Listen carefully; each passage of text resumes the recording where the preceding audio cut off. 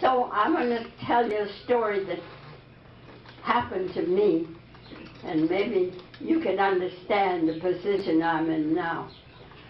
I finished the 8th grade in Brooklyn, New York. And the 8th grade, you graduated from elementary school.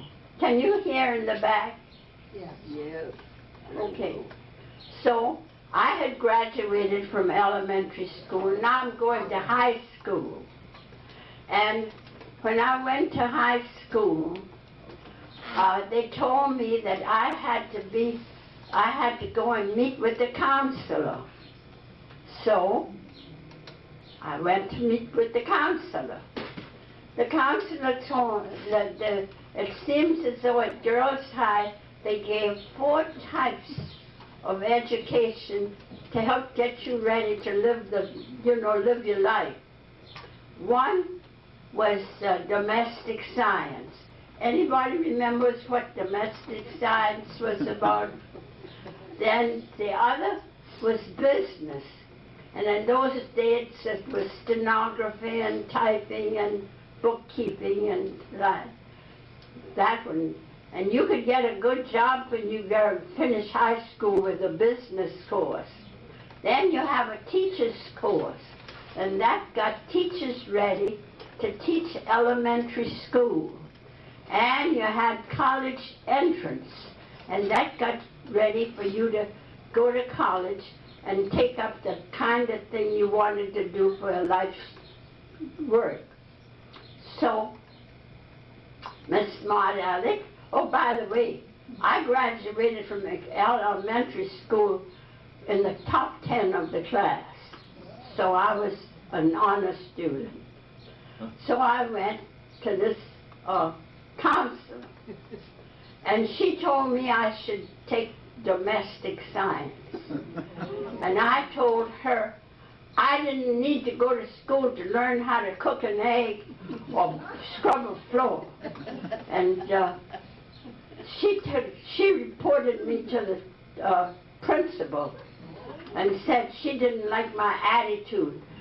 I didn't know what the word attitude meant, so I didn't know what she was calling me or talking about me.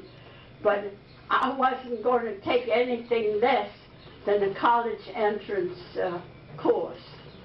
But that's the first time I heard the word attitude.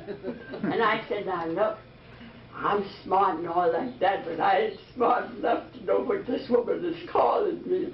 I'm going to the dictionary and find out, see what Mr. Webster has to say. So I went to see what Mr. Webster said. This is something you do. It is not inherited. It's a reaction you have to somebody else's reaction. So that's what we're going to talk. We're going to use that definition. We're going to use the definition of if somebody does something to you. See, they want me to go and be a domestic, and I wasn't going to be a domestic. I was going to take up the college entrance course because I wanted to be a doctor. And I got reported to the principal for that reason. But the principal finally gave in to me and said, well, we'll see what you'll do with a college entrance course. And we'll try it we'll let you stay in there for 3 months and see what you do. Otherwise, you will have to have one of the other 3 courses. By the way, when I finished high school, I went to college, I took pre-med, and I took pedagogy. Pedagogy, and that was the name of it then. Now it's called just plain simple education. So by the time I finished college, I was ready to take a job in a secondary school and teach chemistry. But I also was prepared to go on into medical school if I had the money. Well, this is another place where I had some trouble with attitude. Because I don't think they really liked a short, you know, I'm only 4'11", and I think a lot of people thought that doctors should be bigger than that, taller than that. As a matter of fact, the operating room is not designed for 4'11" people. Another thing, this was in 1926. Can you remember? How many of you could remember back to 1926? Okay. Well, what happened was, in those days, they were not particular about having women doctors. So I had two strikes against me, my height and the fact that I was a female. And so I had developed a very bad attitude toward most everybody. I think I went into things with a chip on my shoulder, you know. I'm not going to let them take advantage of me just because I'm short, and just because I'm a female. That is an attitude. And unfortunately, it sometimes shows in your, I mean, people who never met you before. If you carry that kind of negative attitude, people will pick it up in a minute. And they then will react toward your attitude. Now, why all this about attitude? Because it has something to do in medicine. Studies have shown that people who have a good attitude heal faster than people who do not. And this is especially true of injuries where you break a shoulder. By the way, that's why I'm here as a resident, as I was breaking a shoulder. Or where you get a strained tendon. Those things, or a bursitis, those things are very slow healing.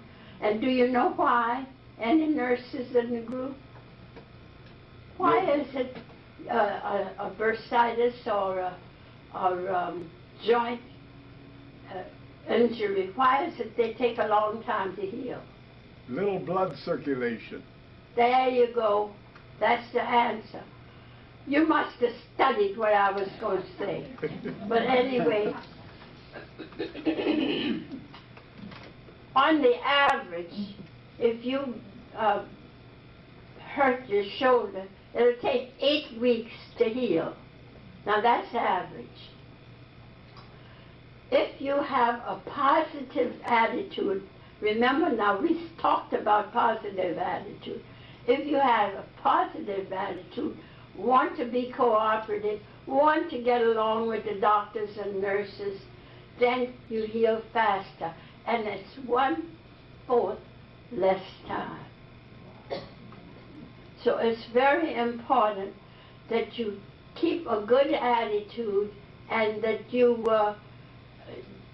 follow the proper way to meet people and greet people and accept the instructions that they give you. If you do that, that positive attitude helps with your healing. Now what about the negative attitude? Unfortunately, there are a lot of people with a negative attitude. They're cooperative, they're defiant. I sounded like some teenagers I know. But anyway, these people have been studied, and it has been shown that right away when they get this response to whatever comes up that makes them have this bad attitude, the first thing that happens is the adrenaline glands. You know the adrenaline gland glands are a part of your hormone system. And when they let out all that adrenaline, that pumps up the blood in your system, and it pumps up the nerves. The nervous tendons are most sensitive. And so it takes you longer to heal with that kind of thing going on in your system. In the Bible it says a merry heart acts like medicine for the body and the bones. So what you want to do is examine yourself. Don't tell anybody that, well, my mother acted that way, or my father, or my grandfather. That's not true.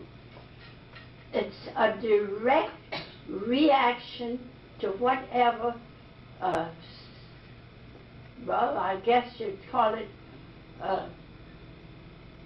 it's really an action that you are reacting to. And you reacted, and it's the way you react is whether or not you develop a bad attitude or a good attitude. Do y'all understand what I'm trying to say? Yes. And by the way, God gives you the power of choice. Don't blame anybody for anything that you don't want to do or won't do. God gives you the power of choice.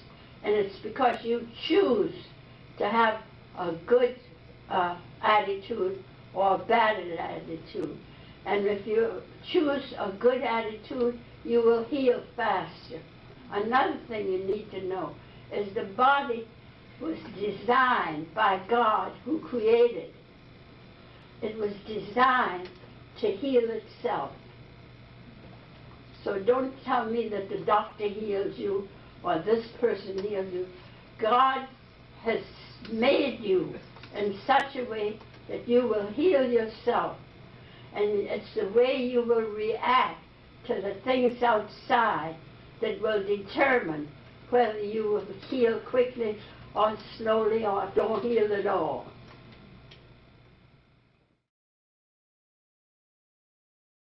My whole right side was injured, and I believe in giving credit where credit is due. Judah something else. I'm telling you, Judah was wonderful. I did physical therapy under him. He'd start out and tell you, I want you to do 10 of these. And when I get my 10 done, I said 100. I want you to do 100 of these. You people who work with Jim know I'm telling you the truth. But you know what? He got the job done. And we have an excellent physical therapy department. And so it took me 6 weeks instead of 8 weeks.